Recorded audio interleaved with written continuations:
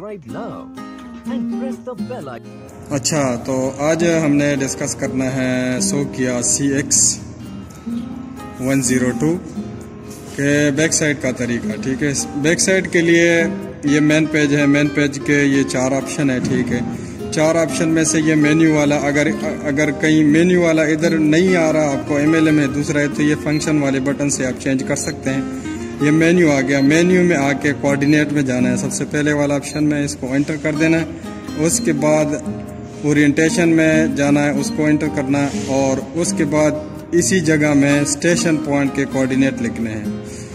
यानी ये back side का तरीका है, जो स्टेशन पे आपने मशीन सेट करनी है और एक बैक साइड पॉइंट से आपने बैक साइड लेना है। ठीक है, तो ये स्टेशन पॉइंट के कोऑर्डिनेट इधर लिख देने हैं।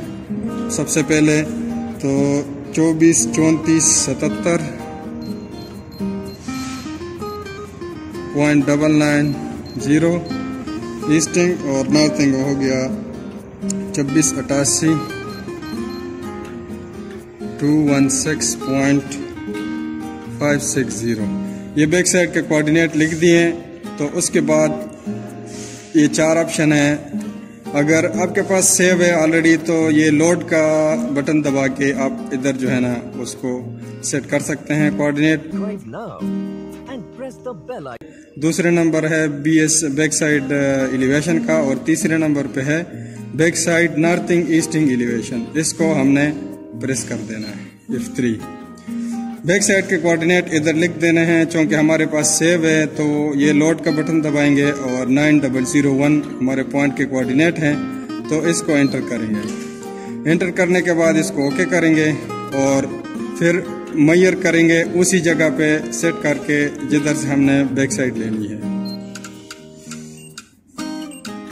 रिजल्ट आने के बाद इसको स्टॉप कर देना और ओके कर देना।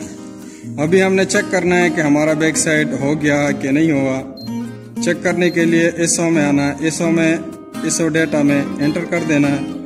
उसके बाद इसी जगह कोऑर्डिनेट जो हमने चेक करनी है वो कोऑर्डिनेट इधर लिख देने हैं। अगर नहीं है तो लोड में आके ये पॉइंट जो भी आपके पास सेव है उसी को एंटर कर देना है। तो ओके कर देना और उसको मेजर कर देना। मेजर करने के बाद रिजल्ट आ गया हमारे पास। तो डिस्टेंस में 1 मिली का फ़र्क है और एंगल में भी 1 सेकंड का फ़र्क है। तो इसका मतलब है बैक साइड ठीक है।